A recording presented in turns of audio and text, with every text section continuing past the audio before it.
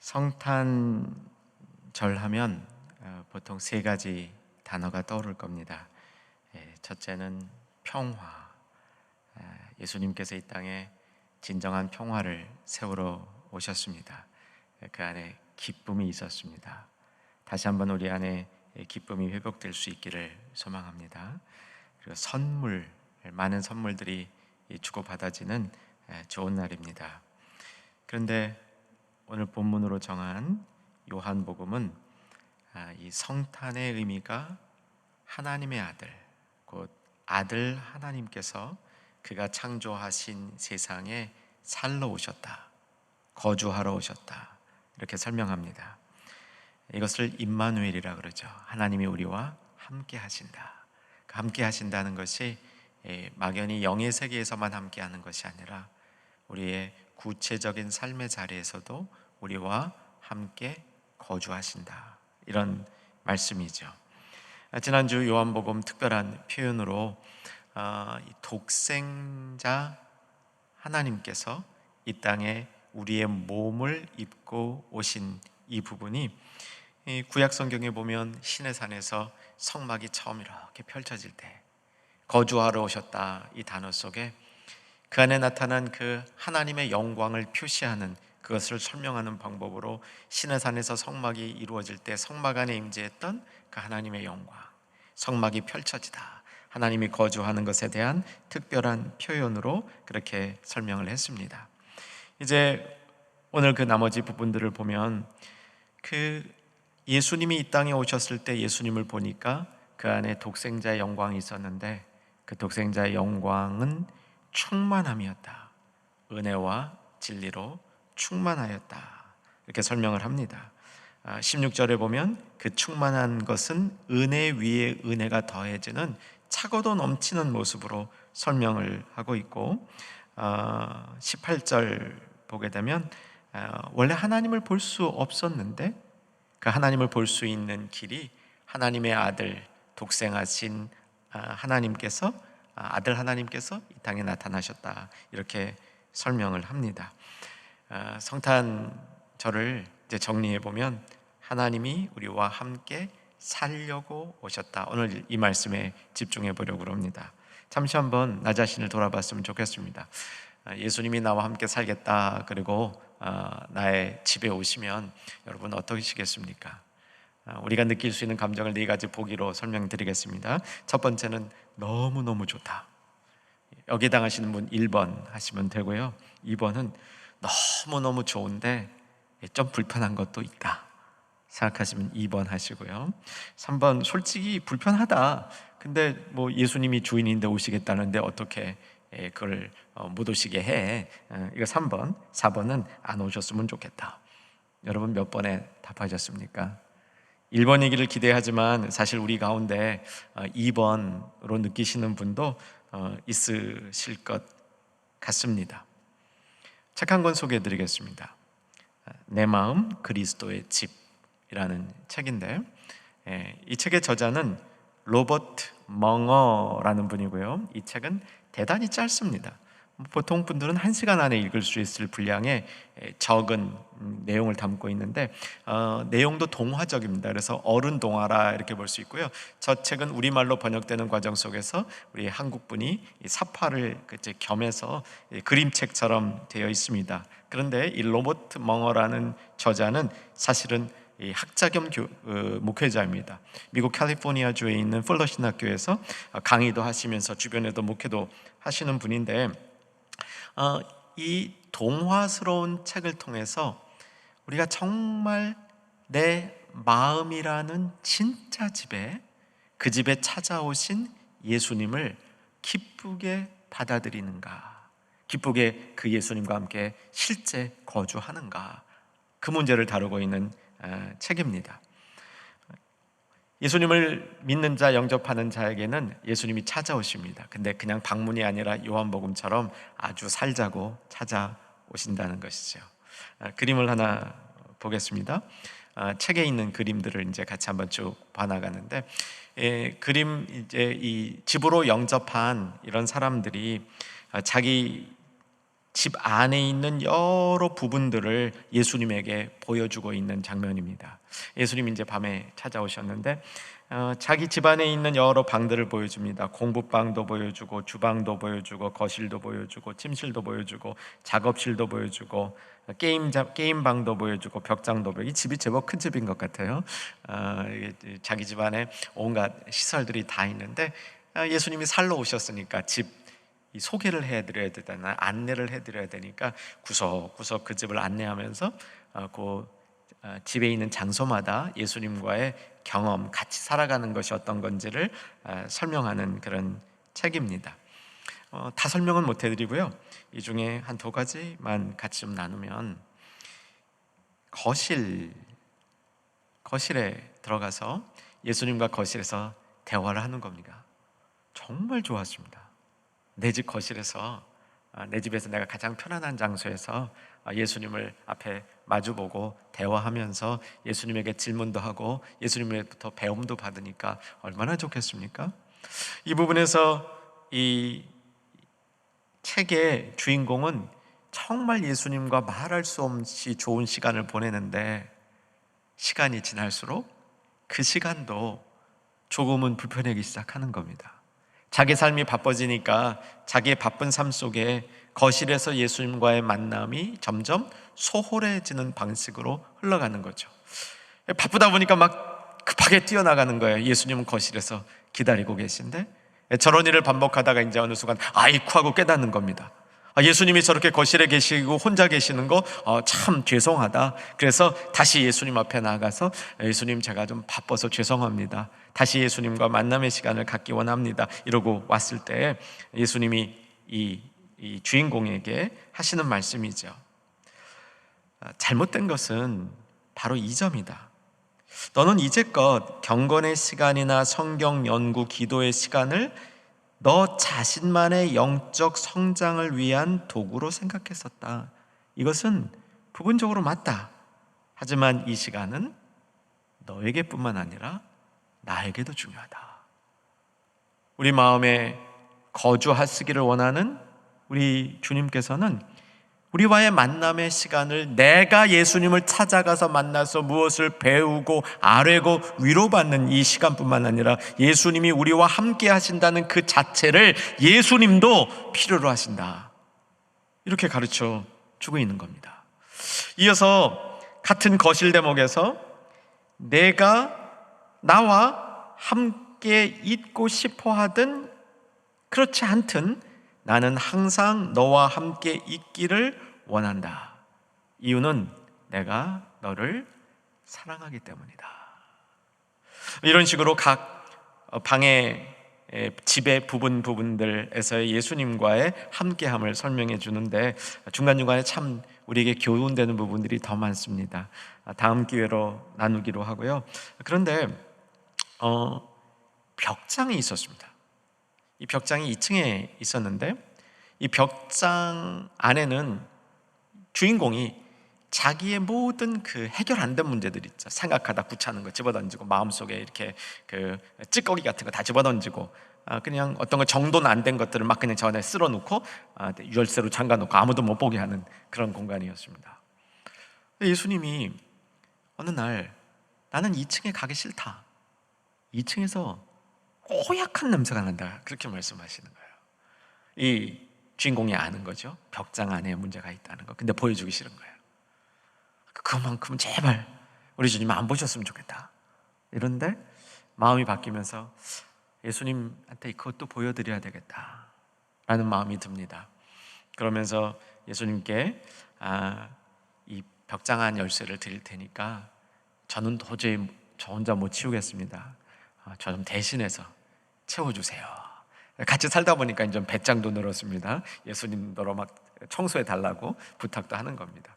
그래서 이 부탁하는 그런 이 부탁을 받고 벽장 안을 예수님이 깨끗하게 치워놓은 그런 이 장면으로 거의 책은 끝납니다. 그러니까 내 안에 있는 참 지저분한 것 때문에 예수님이 나와 함께 거주하는데 어려움을 겪으신다.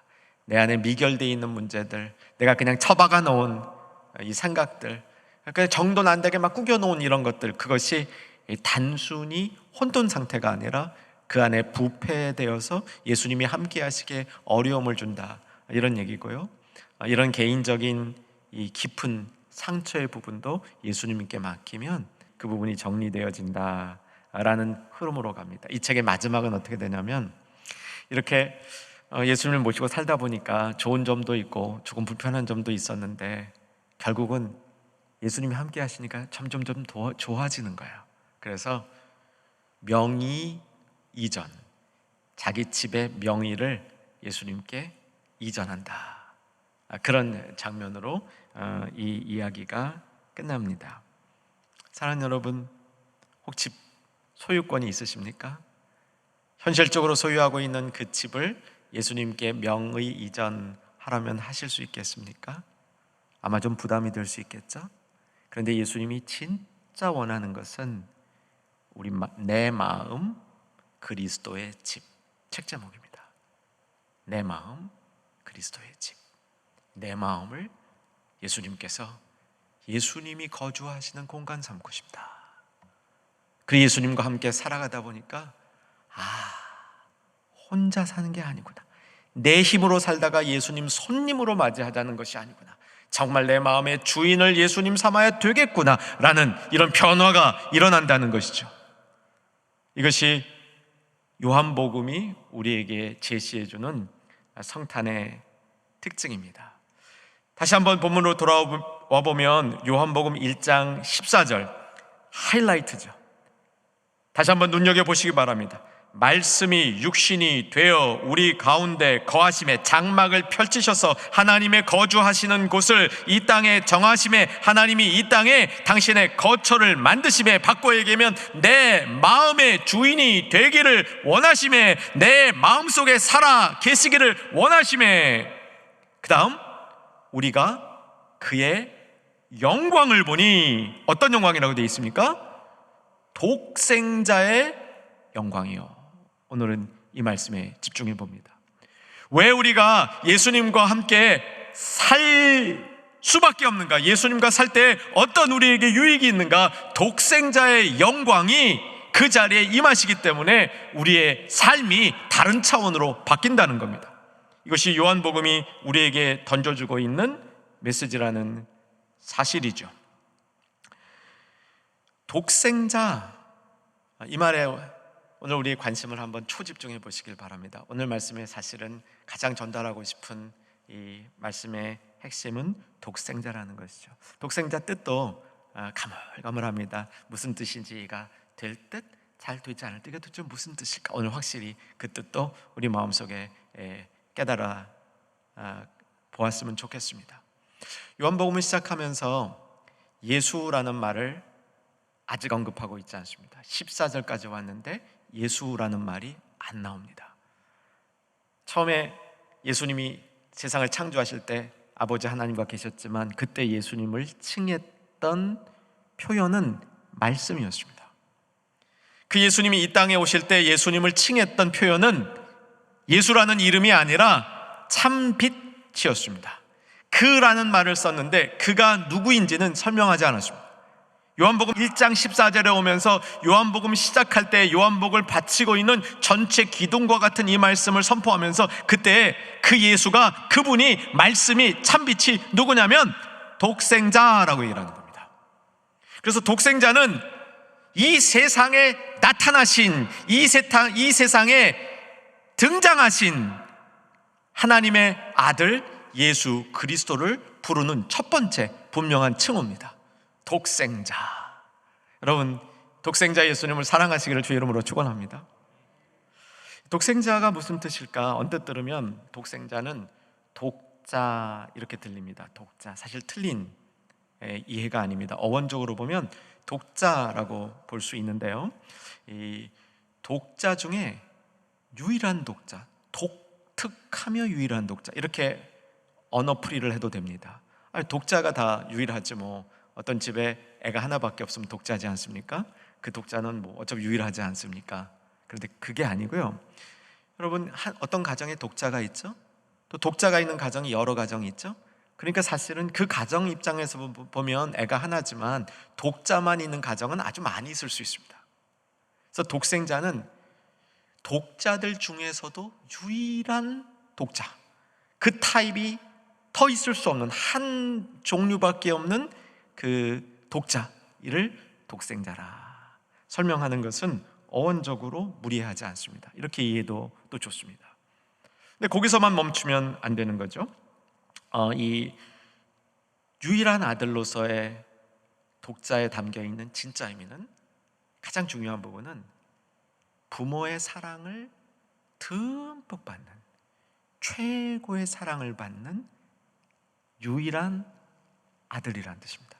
유일한 아이라는 뜻입니다. 우리나라에 남아 선호 사상이 있었습니다. 지금은 없어진 것 같아요. 오래전에 어떤 젊은 부부들 모임 가운데 젊은 목사님이 이렇게 강의를 하시는데 그런 말씀 하시더라고요. 꽤 됐는데, 여러분, 아들 낳는 건 너무 좋아하지 마십시오. 아들 낳아봐야 소용없습니다. 저를 보면 알 수 있습니다. 그렇게 설명하는데 이렇게 좀 설득이 되었습니다. 그때보다도 지금 한참 지난 우리 사회에는 아이를 안 낳는 게 문제죠. 아이를 안 낳는 게 문제인데, 오래전에는 남아 선호 사상이 있었습니다. 제가 얼마 전에 언뜻 지나가다가 TV 드라마 이렇게 켜진 거를 보는데 옛날 드라마예요. 옛날 드라마. 그래서 유심히 봤는데 딱 저랑 동갑 그 그룹 그 주인공들이 그때예요. 1960년 초반생의 배경은 1980년 초반. 딱 저 같은 사람이 배경인데, 드라마의 제목이 혹시 기억하시는 분, 어르신들 있을 것 같아요. 1992년에 방영됐던 건데 아들과 딸이라는 드라마예요. 후나미와 귀나미가 나오는 이야기입니다. 저는 이 드라마를 사실 안 봤는데요. 드라마의 내용이 그거래요. 이 시골에 사는 옛스러운 부모님이 아들, 딸 쌍둥이를 낳는데 아들은 너무 귀히 여기고 상대적으로 딸은 정말 그냥 아들에 비하면 하늘과 땅 차이로 이렇게 키우는 그런 곳에서 이제 사회적 고발을 하는 거죠. 남아 선호 사상의 문제점을 이렇게 보여주고 있는 드라마인데, 여러분, 독생자 속에 담겨 있는 독생자의 의미의 두 번째 의미가 뭐라고 말씀드렸습니까? 사랑이라고 말씀드렸습니다. 독생자는 사랑, 아버지의 사랑을 듬뿍 받는데 이 사랑은 왜곡된 사랑이 아닙니다. 인간의 사랑 가운데는 왜곡되어 줄 수 있어요. 부모가 너무 자식을 사랑하는 가운데 그 사랑이 왜곡될 수 있습니다. 그런데 독생자에 담겨 있는 사랑은 왜곡되지 않은 사랑입니다. 이것은 편해서 생기는 사랑이 아니고 창조주 하나님의 아버지 되심 가운데 나오는 지극히 숭고한 사랑이 이 아들에게 집중되고 있는 모습, 이것을 표현하는 게 독생자라는 단어입니다. 따라서 독생자의 세 번째 의미는 뭐냐면, 이 사랑을 받은 아들은 아버지의 뜻 행하는 것을 너무 기쁘고 특권적으로 행하는 겁니다. 그래서 받은 사랑을 가지고 아버지에 대한 철저한 순종을 하는 것이 독생자가 갖고 있는 또 다른 의미라는 겁니다. 그러니까 독생자가 갖고 있는 사랑의 의미 가운데는 순종의 반응이 본질적으로 담겨있는 상태를 의미한다고 볼 수 있습니다. 구약 성경에서 이런 사랑의 모델이 구체적으로 제시되는데, 아브라함과 그 아들 이삭에 관한 이야기입니다. 창세기 22장에 보면 아브라함이 100세에 이삭을 낳고 시간이 지난 다음에 이삭이 제법 성장했습니다. 유대인 해석가들에 의하면 이때 이삭은 최소한 16살이 됐을 것이라. 그렇다면 아버지 아브라함 몇 살입니까? 116 됐겠죠. 그럼 116된 아버지하고 16된 아들하고, 아버지가 자기의 힘으로 억압해서 아들을 막 반항하는 아들을 제물로 바칠 수 있겠습니까? 안 된다는 거예요. 그러면 창세기 22장에서 보여주고 있는 이 문맥은 아들 이삭이 모리아 산으로 아버지가 제사 지내러 가자 해서 가는데 제물이 없는 거야. 제사에 쓸 나무들은 다 자기가 지고 가고 있어요. 이삭이 자신이 제물이 될 거라는 사실을 이해하고 있었다고 보는 겁니다. 그럼에도 불구하고 자신이 제물로 드려지는 것에 기꺼이 순종하고 있었다는 겁니다. 구약 성경이 그 메시지를 전달하고 있다는 겁니다. 그러니까 나는 죽기 싫은데 갑자기, 아니 아버지가 엊그제까지 그렇게 사랑하던 아버지가 어느 날 갑자기 자기를 꽁꽁 묶어놓고 죽이겠다고 칼 들고 제물로 쓰겠다고 잡게. 여러분, 이거 상상을 해보세요. 이삭이 그걸 그렇게 경험했다면 이건 인생 최악의 트라우마 중에 트라우마가 될 겁니다. 근데 이삭의 그 사건은 트라우마가 아니었습니다. 아버지가 사랑하던 그 아버지의 사랑 가운데 자신이 그 사랑에 응답하는 순종으로 제물로 묶여있는 이삭, 그 모습 속에 누가 나온다? 예수 그리스도가, 십자가 달려있는 예수 그리스도의 모습이 제물로 드려지려고 제단에 뉘어있는 이삭의 모습 속에 그림자처럼 나타나고 있다. 이렇게 성경을 보는 것이죠. 자, 독생자는 하나님의 사랑이 담겨 있는 표현이고, 그 사랑을 받은 자는 하나님 아버지의 뜻에 순종하게 된다. 아버지가 하시고자 하는 구원 계획 안에 자신도 그것을 자기 생명의 가장 중요한 가치로 여기게 된다. 이런 말씀인데, 요한복음 1장 14절에 오늘 본문 독생자의 영광을 보았다. 독생자란 말이 등장하죠. 18절에 독생자란 말이 한 번 더 등장했습니다. 오늘 본문 맨 끝부분이죠. 독생하신 하나님이 나타나셨느니라 표현되어 있는데, 독생자에 대해서 중요하게 언급하고 있는 또 다른 성경 구절이 있죠. 어쩌면 성경 전체에 제일 중요한 구절이라고 알려진 요한복음 3장 16절 같이 한번 보겠습니다. 암송하신 분들이라도 이제 한번 성경을 보시면서 다시 한번 이 말씀을 우리 마음속 깊은 곳까지 담으셨으면 좋겠습니다. 집중해서 읽습니다. 하나님이 세상을 이처럼 사랑하사 독생자를 주셨으니 이는 그를 믿는 자마다 멸망하지 않고 영생을 얻게 하려 하심이라. 세상을 이처럼 뭐 하사? 사랑하사 독생자를 주셨으니. 사랑하는 충영가족 여러분, 저는 지난주일 말씀을 통해서 하나님의 영광을 볼 수 있는 이번 대강절과 성탄절이 되기를 소망하며 여러분들에게 그렇게 제안하며 축복했습니다.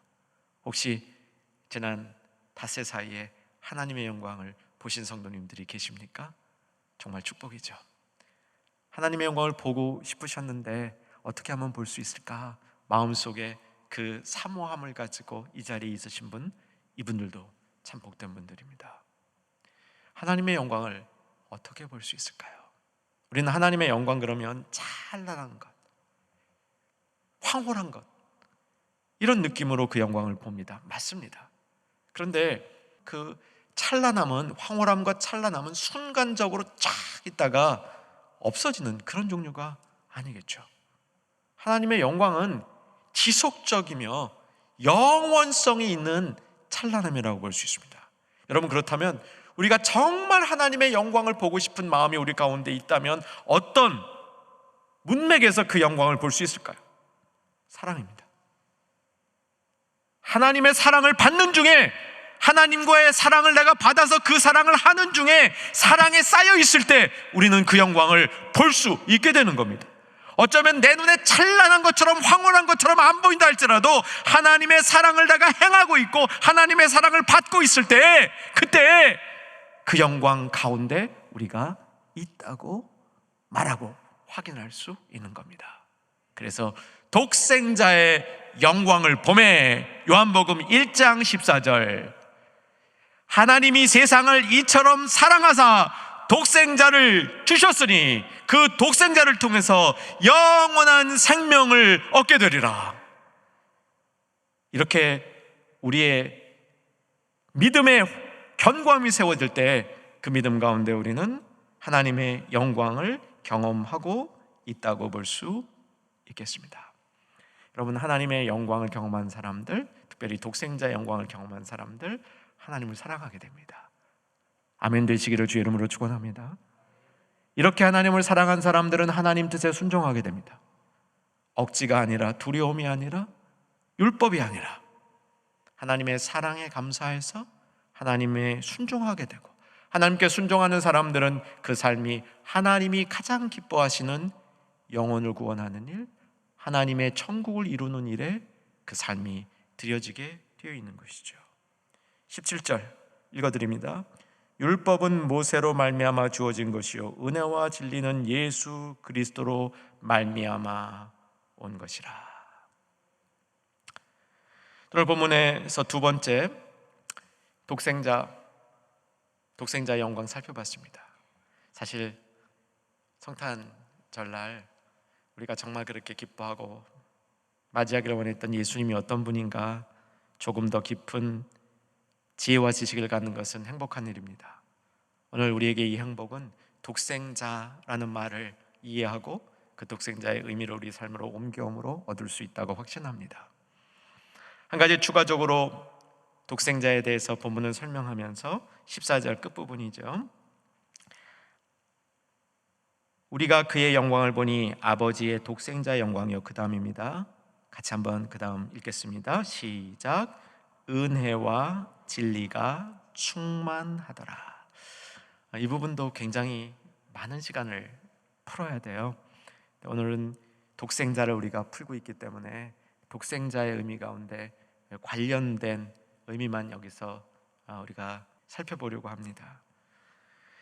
본문의 요지는 독생자는 우리를 충만하게 하시는 분이다, 이런 의미로 정리하시면 됩니다. 독생자는 우리를 충만하게 하신다. 충만하게 하신다. 구약 성경에도 충만이란 단어가 나옵니다.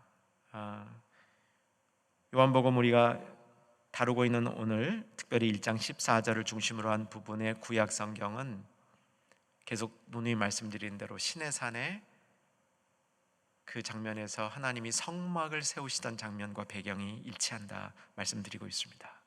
성막을 이렇게 세울 때요, 출애굽기 40장 35절에 보면 그 안에 충만했다라는 말이 나옵니다.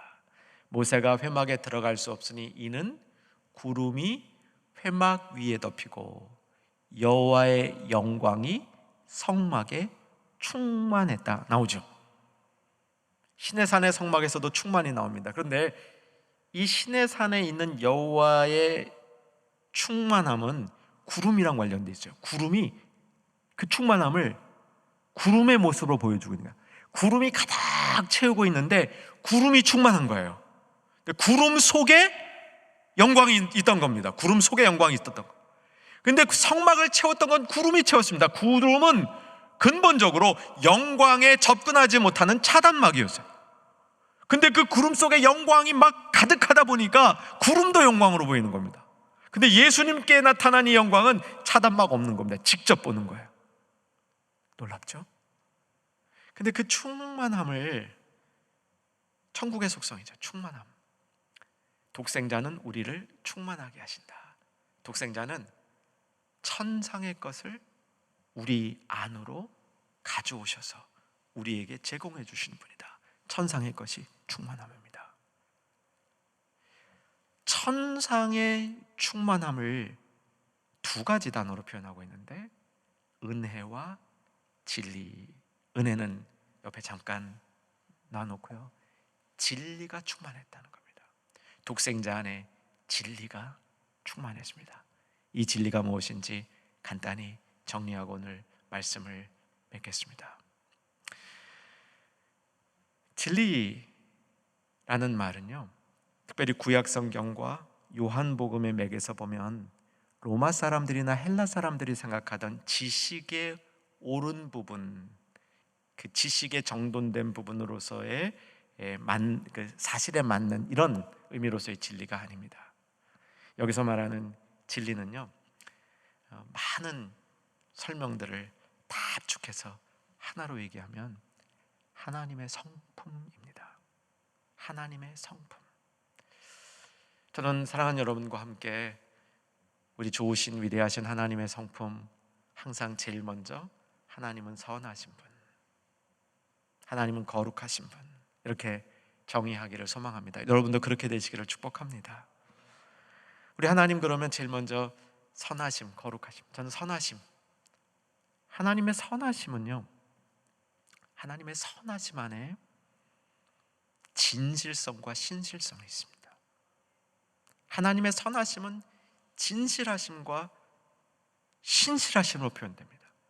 하나님의 신실하심은 특별히 우리와 언약을 맺으셔서 우리를 자녀 삼아 주실 때 하나님이 얼마나 성실하신 분인가, 얼마나 신실하신 분인가, 그것을 보여주는 요소로 나타납니다.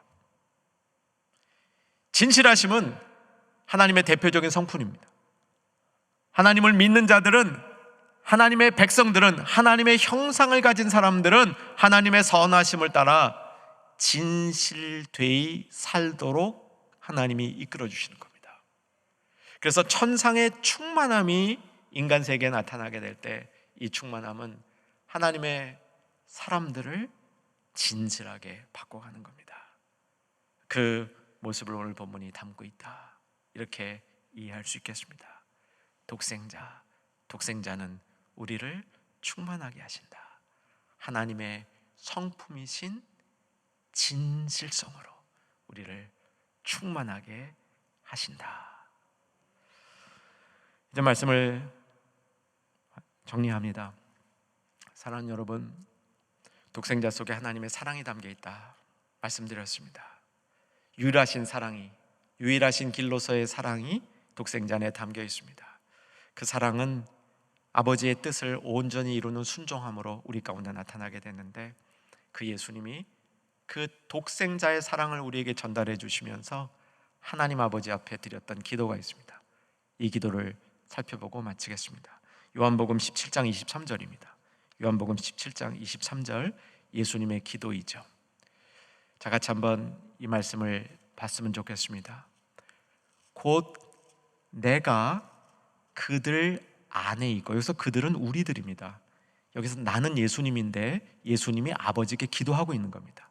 내가 그들 안에 있고, 믿는 자들 우리 안에 있고, 아버지께서 내 안에 계시어 그들로 온전함을 이루어 하나가 되게 하려 함은 아버지께서 나를 보내신 것과 또 나를 사랑하심 같이, 그 다음 집중, 그들도 사랑하신 것을, 아버지께서 독생자를 사랑하신 것 같이, 독생자를 사랑할 것과 똑같이, 최고의 사랑을 독생자에게 주신 것 같이 독생자 예수 그리스도를 믿고 따르는 그 사람들에게도 그 사랑을 주신다는 사실을 믿고 기도하고 있는 겁니다.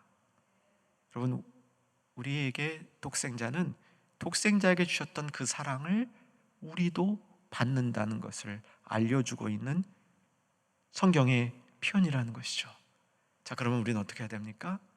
예수님 독생자처럼 정말 아버지를 사랑하고, 그래서 그 뜻에 순종하면서 아버지의 뜻을 이루어가는 우리들의 삶이 되어야 됩니다. 은혜와 진리가 충만하더라. 예수님의 이런 모습이 한 인간을 통해서 그림자처럼 표현된, 일종의 완성된 인물이 하나 있었는데 성경에 등장하는 인물입니다. 사도행전 6장 8절에 스데반이에요. 그는 은혜와 권능으로 충만했더라.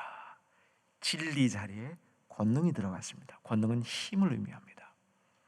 여러분, 이번 성탄절에 우리가 다시 모신 예수님이 우리의 힘이 되실 줄 믿습니다.